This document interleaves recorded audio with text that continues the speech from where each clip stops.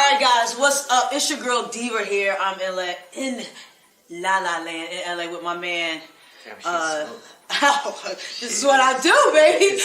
I'm here with Artemus Dolgin, and let me just tell you a little bit for those of you who don't know who Artemus is.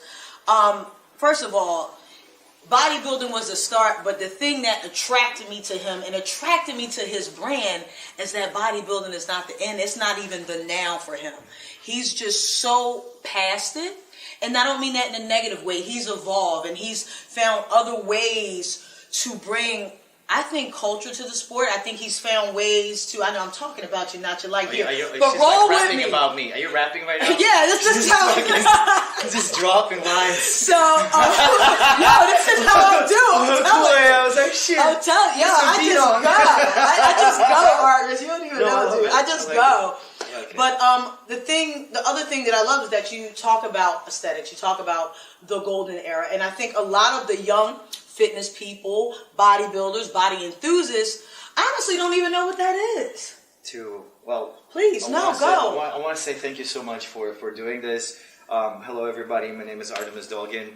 You can find me on Instagram. Absolutely. Artemus Dolgin. If you guys don't know me, you can kind of scoop into my life a little bit. I'm very thankful that you came out here and you found some kind of interest in me. I really appreciate that, and I'm very happy to do this interview and share my experiences in my life, you know, with the people that are out there and give them a little bit different perspective on the sport and fitness industry, the way I see it, you know. Yeah. So let's talk about. Fire away, let's baby. talk I'm about ready. I want to talk about the golden era. I'm always say I'm an OG. Okay, so I've been around for a long time. Bodybuilding for me and that part of the industry started for me. I know pretty much, like actively no. I'm talking 80s. Everything before the 80s is pretty much, you know, what you would consider that breaking point. I say the game changed, and you can let me know if you agree with me. I would say the year of the mass monsters started with Dorian Yates. I would say that ushered in the mass monsters. I think you know, Lee Haney kind of started the trend of being a bigger guy, had a bigger training, and then into transition in Dorian Yates. And I don't really hate on Dorian Yates. Dorian Yates is a legend to me, and actually I'm learning a lot from his approach to the training. You know, high intensity, and something that he trained with Mike Metzner. I can't really hate on Dorian. He did his own thing, and I mean, bodybuilding evolved in a way, but the artistic part of it disappeared. You know, because they stopped rewarding it on stage, and it became like a mass contest, you know, and people wanted to see freaks, you know. The society is changing too. Society is not really getting smarter, you know what I mean? And like art requires intelligence, you know. You have to understand the symmetry, and you have to be able to relate to it when you see it on stage. And people relate more to, you know, the things that are easy to understand, and the size is very easy to understand. I agree. You know, I agree. And it's freakish. It looks very impressive, and you know, people say, wow, you know. But talking about mainstream fitness and mainstream world, people can't relate and don't take bodybuilding seriously at all. And I think that's part of the reason. So then I see a guy like you, and I go, how did you decide? I mean, I've seen your competition pictures. What made you decide to say, you know what? I know, and you could get big. You could be as big as you wanted, but you made a decision. You said, I'm not going to get that big. I'm going to stick with what I know. I want to be aesthetically pleasing. I've heard you describe bodybuilding and aesthetics, and the thing I love, you talk about the symmetry, the flow of the lines, the detail in the body, working leg and parts, so you're not proportional, creating that illusion. And I feel like a lot of the younger guys don't understand that level of artistry. Well, because they're not exposed to it. There was nothing prominent like that in the fitness industry. I wasn't planning on starting this brand. I wasn't planning on competing. I never thought of competitive bodybuilding as a career. I thought that I don't have what it takes. I don't have the genetics and all that. And I got introduced to, you know, the golden era of bodybuilding when I was 6 years old. My dad used to have a little gym, like a basement gym in Russia. And I used to watch, you know, big guys work out, like Russian gangsters and all that. I've been around, you know, D-ball and all that stuff when I was a kid. I saw that. D-ball! Yeah, and I saw Tom Platt's pictures on the wall, and Lee Haney, actually, Arnold, Franco, and I was fascinated. I couldn't really comprehend what I was looking at, especially I remember Tom Platt's there was a Joe Weider's like a fold-out training, how to train legs, and Tom Platz was demonstrating how to do squats. And I was 6 years old, man, and 24 years later, I was talking to Tom Platz in LA, in California, about starting his own line. So I kind of, maybe it meant to be in a way. You know what I'm saying? Like I text you over everything happens. Maybe it somehow set, a certain path in my life, but bodybuilding was always there. I always trained, but the standard of how the person should look, it got into my self-consciousness when I was looking at the pictures of Arnold. That's for me was bodybuilding. Yeah. That's how I looked at that bodybuilding through the periscope of Arnold and, the standards of the old school when the bodybuilding was just at the very beginning of, beginning stages of, of developing. So that was a standard, always a standard for me. And when I start competing, I've been, people start telling me, man, you look like an old school guy, you look like an old school guy. And when I wasn't rewarded for, according to my placing in the competitions, I decided to stop competing because, man, I was broke. I got really broke, and I couldn't afford anything. So I started looking into the business aspect of fitness because I needed to make money. And I left my job. I left everything. I actually had a business in Chicago. I dropped everything, came here. So I was broke once again, and it's all started from there. It's all started from just following the path, following my dream. I wanted to move to California, become an actor, have my own thing going. I didn't plan on having a clothing line. I didn't plan on getting in fashion, even though, see how this conversation flows into this. That's cool, because I was going to ask you about that anyway. Keep going. Yeah. Please. I never planned on doing fashion, even though I grew up in a very, poor household, and I used to shop in secondhands. Like, we didn't have money for nice clothes, but my mom, she was an actress. She had a really decent taste, in clothing. So she would take me to secondhand, say, go find yourself some jeans while she's looking for something for herself or, for her dad. So I would go through this, hundreds of jeans and T-shirts, and I was the very first guy in our village wearing bandana. People were laughing at me because they couldn't understand what was going on, because in Russia, it's a completely different world. It's very, very old school, and people thought I was gay. Most of my life they thought that. Because I was just different. You were different. I was just different, and you know what? I never was afraid to express myself, and it wasn't something that I was forcing. It was just very natural. If I wanted to wear a bandana, I wore a bandana. I started wearing earrings when I was like 9. I took a little clip of you hang your curtains on. Yeah. And it was a fake thing, but I just wanted to have an earring. I love it. So it kind of all, when I got to bodybuilding, I was so young, and when I got into this, clothing and picking clothing for myself and creating a certain image, I got into it very, very early. After getting all these degrees and working all these jobs, I got back to where I started. I love it. I want to talk about the clothes. So, I love the clothes. Okay, now this is you do have some things for women. Let me tell you something. You guys are at the very beginning of something really special. This is like, this stuff is the beginning. I've been in business for like a year and a half. I started this clothing line. I started with nothing. I started with a little tank top and a T-shirt, and there was 300 pieces. That was the very start, and then I just enjoyed creating. I enjoyed, putting together the clothing, designing it, trimming it, because I make everything in Los Angeles. Everything is custom made. I design every single piece. I create pattern, create designs. I pick the colors. I pick the fabric, the prints, the packaging, labeling. I'm involved in every single process, and I'm enjoying it. But that's the artistry. Like, I feel like, because I have a couple of your pieces, and when I got it, I remember the one hoodie. Really? The assassin hoodie. My nephews took it. I just want you to know they love you. They took the hoodie. They said hi. All right, I said it, guys. You happy? They were like, FaceTime me when you get there. I was like, I ain't doing that. I got things to do. But the assassin hoodie, I love it. I appreciate it. The angle of the hoodie, the cut, the feel of the fabric. I'm a clothes person too. I like things. So me too. When I watched you, I was like, you don't look like a sloppy guy at the gym. Like, there's something there. Like, if I saw you, I'm like, I want to talk to that guy. I want to see what he's into. Like, the fit, even right now, the fit of the clothes, the layer.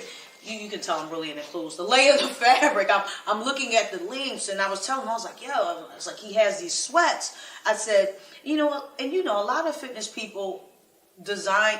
First, let's be real. They don't design. No, nothing designed. Exactly. So that's the difference. So you're bringing this very artistic element to fitness and fashion. And I'm going to be honest, nobody has done it. And if any of you fitness people are watching this right now, you're like, I did it. No, you don't. You screen print. You don't design. You're not doing fabric. That's a great point. I was looking into it, but I'm a perfectionist, and I like everything to be perfect, you know, and especially when it goes down to clothing. If you buy, you know, a screen print, like a wholesale stuff, it's everybody has that, you know, 20 million other people who sell clothes have the same t-shirt or the same, you know, they just have a different label in a different fucking place and, you know, a different logo. That's all. And I couldn't really fall into that. Plus, I don't like the fabric that, you know, Chinese or South American companies use. There's a it's a cheaper fabric. I like to use like 100% cottons, you know, and everything is organic. I have access to it here in LA, so I'm kind of, you know, taking advantage of these opportunities. But by no means it's not easy. It's a very complicated process. There's a lot of things involved, and I have to be like, it's as I said, I started from nothing. For me, just a learning process of understanding how to dye the fabric, how to pick the fabric, how to knit it, how long it takes. Just you know, I'm exploring now. Denim. I'm starting a denim company.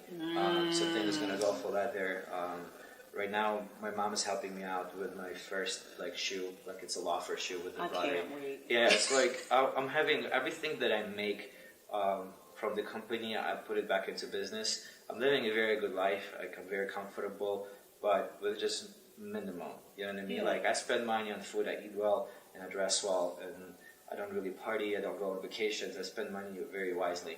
I can you're investing, but you're investing in your life, in the brand, what you want to build, and I think that's a testament to the level of discipline. Yeah, that's why I was able to grow this fast, because my cash flow is so good, because I don't really spend much. You know what I mean? I cut my expenses everywhere I can, like personal expenses. You know, and I put everything back into business. That's why business was able. Actually, I grew pretty fast for a single person who started everything on his own. Like I grew. Plus, you know, I've done the Expo at Arnold, and now I've done Olympia Expo. It was the first year of company, and we already been at the very big expos. It was a big step for me. Plus, you know, getting involved with Tom Platz and Danny Padilla and Samir Bannout and Robbie Robinson, and talking to, you know, Bob Harris. It was pretty surreal too. It did give our brand a very, you know, big push. Absolutely. You know, people kind of related to it more and realized what my vision is and what I'm all about, because the brand without a vision, without a philosophy, it's like body without a soul. You know what I mean? And I feel like the soul of this brand is that art, for bodybuilding. And now it expands on, you know, every aspect of life. I want to become a very positive, very encouraging, very empowering, very inspiring brand. You know, something that people can connect to. I like that. So I know you were going through a bulking cycle. Oh, we're talking about bodybuilding now. It's boring. No, but this is what I want to get at, and this is more again for some of the more, I'll say, for the younger followers. And you've touched on it a million times. You talked about, you tell these guys, you say, when I went pro, I wasn't on gear. Mm-hmm. You say, and you've been off gear for about 4 months. I do. Yeah. Oh, no, thank you. Oh, no, I mean, I really do follow you. I admire what you do. And you've been off gear for 4 months. And I'm showing him a picture of you, and he's like, what the hell? I was like, no, he's the real deal. So let's touch on... on gear. Okay. No, I'm going to be honest with you. I don't give a shit about gear.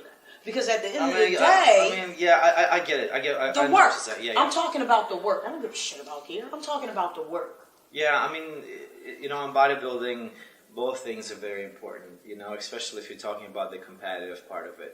You know, my approach to it was always pretty firm. Like, if you don't compete, if you don't make a career of bodybuilding and you're genetically really gifted, you know, to go to the top, you shouldn't put your health in jeopardy. You shouldn't, you know, put it at risk.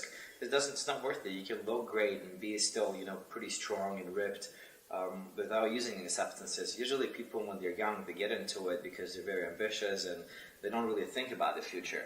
But I'm 32 years old, so I have friends that are older than me and they've been on stuff for many years, and they do experience side effects, and those side effects are pretty severe. They're like, you'll never go back to normal. Like, you will never go back to normal unless you're doing it in, you know, 22, and then you stop right away, and you have years, you know, to recover. But, you know, going on this stuff for years, because people usually, when they get on, they never get off. Because they identify themselves with the image of a very strong, powerful, ripped, big, full, veiny dude. And when you get off, you kind of not fulfilling that image anymore. So you're going to go back to it right away because you don't want to identify with the guy that you are at the moment where you are. Yeah. So people get hooked to it. And, younger kids now, they look on Instagram and they see all these fitness celebrities, they're all on steroids. Yeah, most of them are. I know that, you know that, but they try to sell something else. But they're selling something else, and this is the way industry is, and people accept that for some reason. I don't understand why would you want to accept the fact that a motherfucker is lying to you. Exactly. And you're like, oh, people just don't mention that. Don't mention that. Like, everybody knows, but don't mention that. How fucked up is that? Really? It is. You know what I mean? Like, it doesn't make sense, and you see these big jack dudes, with the bottles of protein. It just looks funny to me. You know what I mean? Like, we're like, oh, that's what you took, huh? Yeah. Okay. I don't blame the guy. He can do whatever he wants. But that's just the reality. And some people can see through that, and some people that don't know anything about it, the first thing they ask you at the gym is like, hey, so what protein do I take? You know what I mean? That's the very first question you get asked, like not how to train, how to eat right. So they're asking you about the supplement because the supplement companies kind of, created that stereotype, of the sport that this is what you need to get in shape, And if you go to the websites like bodybuilding.com, you get a fucking directions to the GNC, because like the whole diet thing is all about protein and supplements. You got to take casein protein and then protein bar, and you have only 3 meals, of chicken and rice and some eggs. That's the basic diet from bodybuilding.com. I don't think it's sufficient because when I didn't know how to do things, I used to go to bodybuilding.com and I would never have any fucking progress. You know what I mean? Because it's very mediocre training, and that training designed to sell you something. You know what I mean? When you start reading articles, they start fucking incorporating this research that nobody ever done or did, and they're telling you, oh, this supplement increases that, this. Exactly. You know what I mean? Bodybuilding is a tricky thing too. People don't understand. It's not truly a sport. It's not a real sport. It is some way when you train at the gym. It is a sport. But when you go on stage, there is no really scoring system, and there is. It's true. Yeah, like there's no. It's true. Like you can't. You leave everything in the hands of the judges. There is no way you cannot. You know what I'm saying? Because at the end of the day, they're making the decision. You can't just go and knock somebody out. And we know how politics goes so as well. people have to understand, why they're doing it, why they're fucking injecting that needle, or why they're going into the competition. Like they have to, sit down and understand, like, hey man, your time is going away, and chasing a 21-inch arm is not going to really take you anywhere in life. It's not going to create value for other people. You know what I mean? Like when I see the guys in their 40s, they still try to fucking go to Olympia, and like they've been doing it all their life, and they try to compensate, the absence of genetics with juice, and it's pathetic. And majority of the people, who make the fitness industry, unfortunately, are like that. They're not very open-minded. You know what I mean? And they judge everything through and look at life through the perspective of bodybuilding.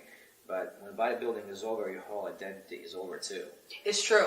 And I've seen it. I've been around the sport a long time. You can see like those guys, like they're hating all the time. They're not happy, And I got to meet, a lot of old, bodybuilders and stuff.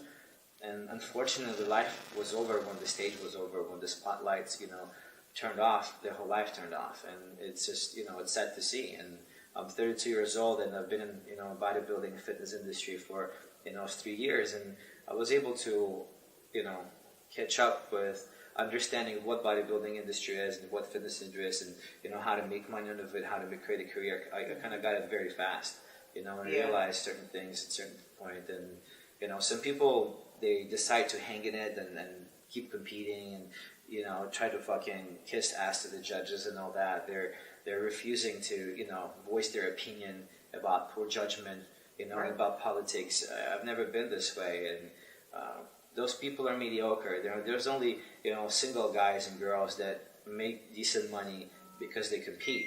Because I agree. IFBB is supporting them, and there is a promotional team or a company, Jim Mannion. Well, whoever's back in the Olympia, that's the athlete that's going to get pushed to the top. So what inspires you? Where do you get inspiration for the clothes? Everywhere. I can, I was at the opera and I saw one of the costumes. It was funny. But then I saw a sticker on the wall, I was watching a documentary about these Russian prisoners, and I saw like a really cool print on the wall. Like it comes from everywhere. Like if you're a creative person, your eyes, you kind of catch, certain things, that other people don't notice. You know what I mean? And this is my favorite. This is my favorite thing to do when I'm working on creating a new pattern, or a new jogger or a new shirt. I'm also creating your favorite piece of clothing. That's how I look at it. I'm creating your favorite shirt. I'm creating your favorite pair of joggers or shorts, or a tank top. That's what I'm going for. When I make that piece, I want it to be your favorite piece in your wardrobe. You can have your own laundry, and you're like, man, shit, I'm just gonna go grab that shirt. Wash it again. I do that with my joggers. I might not I have a basket of laundry, but I like that tank top. It's dirty, but I'm still gonna wear it all the time. You know what I mean? Because I didn't do my laundry yesterday. I don't want to put anything else because I love that thing so much. It makes me look good. It makes me muscle pop. It's a great color. You know what I mean? Gives me a certain feel about myself, and I think this is where it all comes from. Let's talk about the camp you got coming up. Oh. See, let me tell you something. When I show up to talk to somebody, they're looking at me like, you really, no, yes. I like that. I like that. I follow people who, there are things about them that I'm like, wow, he's on his game. And so let's talk about this camp because, again, this is one of those things. I'm like, he just created another opportunity for people to meet these legends. Yeah. You know what? I've been hearing people say crazy stuff, saying that I'm using legends to make money. Yeah, that I'm leeching off of them. It's so and people who are very big in the fitness industry, it's funny, but this, they kind of, when you talk to Danny or you talk to any of those guys, you kind of feel that they've been left out, that their contribution to the sport has been, forgotten. Nobody really cares, about them anymore, and that's what's wrong with bodybuilding. You know what I'm saying? Yeah. There is only, very small amount of individuals, that stand out in the whole bodybuilding history. You can count them on one hand. It's definitely Arnold. I think Lutherino, because they went further than bodybuilding. They did. And, I would say that's why I remembered. If Arnold didn't win, did become an actor and then governor, he would never become this type of a legend. I agree. We would never talk about it because Lee Haney won Olympia 8 times and he's the least talked about. Mr. Olympia ever, even though he's an amazing guy. But those people are gone. And their legacy is kind of dying out, and that's something that I grew up with, and I was able to put it together and get in touch with them and hear their bitterness and see where they are in life, and I was able to I kind of was inspired by Roots of Fight, what they did with Muhammad Ali, the fighting now, and then they're doing with baseball and basketball, football legends, which is pretty awesome. I feel like those people do deserve the admiration, and people get in touch and connect to the legacy to through buying a T-shirt or a tank top, and it's motivating, and it's really great to see that there's people appreciate it. So I kind of was able to create a certain trend out of bodybuilding. Out of old school bodybuilding. I love it. And it became a trend. And people say, "Oh, you fucking did douche." I don't give a fuck. I was doing what I was doing because it's something that I enjoyed, and plus I saw the opportunity. I created that opportunity. And I kind of created a demand, on this old school physique, and then, classic physique popped out. I'm not saying that I was the major reason why it happened, but I did really contribute to it because, I did, Frank Zane interview and, Samir Badnoud and Danny Padilla and Rick Drazen, that's all I was talking about. That's all I was posting, and the very first pictures of vacuum, I made it really out there. You can just hashtag vacuum and see how many people are doing it now. And before that, it was weird, and the black and white photos and the old school posing, it just wasn't there. And I made a business out of it, absolutely, because I put in a lot of work, I put a lot of effort, a lot of creative ideas, and I feel like your labor should be rewarded. That's what business is all about. Plus, I'm enjoying doing this thing, and I kind of never hold myself back from doing things that excite me because those things turn out not to be random. They were somehow connected to my future. And if I didn't do bodybuilding, I wouldn't be doing fashion. And I want to direct movies. I want to be an actor and all that. I can see that happening. So that's another venture. But without this, there would be a next thing. So my advice to you guys, go after things that excite you. Yeah. They will take you to the place where you need to be. So let's close out on this. Let's talk. You mentioned legacy. I was at the Arnold hanging out, and we were doing interviews and stuff. And I did this whole speech about legacy in front of the Arnold statue, and I don't know, it's just the Arnold, that statue for some reason just, even when I stand next to it, I'm looking, oh my God, Arnold's the man. It's daddy. Like, Arnold's the man. You know, I felt so inspired. Like, we were shooting, I was tired, and he's like, you got to do this. And then I was like, all right, and I just started speaking. But, so, what do you believe is going to be your legacy when this is all said and done? What is it? What is Artemus? What are you going to be known for when this is done? What is your legacy? What is your contribution to... For the kid, you know, for some kid from, you know, from the hood to go to school, you know, and for someone that, you know, feels down to feel up, you know, someone's going to be able to achieve, you know, his goal or his dream because the content that I created, you know, the message that I put out there was very impactful. That's my legacy. And that person that, you know, just goes through life positively, you know, and confidently. That's what I think it's all about. You know, it's all about people. It's not really how many trophies you won. You know, it's not really how much money you made. It's just the number of lives that you were able to touch and transform into better. I think that's what defines you as a successful human being. I agree. I say all the time, if you're not giving back in this life, you're wasting it. You got to give back. Guys, again, the amazing and truly aesthetic Artemus Dolgin. Make sure you follow him. And I'm your girl, Diva Richards Fit. This is HWNE TV. I appreciate you guys watching. Make sure you subscribe to the channel. Let me know who you want to see, who you want me to talk to. But this is going to be hard to top. I'm just telling you right now. Look, here you go. Here you go. Here you go. Come on, you should drop some Diva. You keep saying I'm rapping, yo. You are so crazy. Artemus, I appreciate you. Thank you so much. I appreciate it.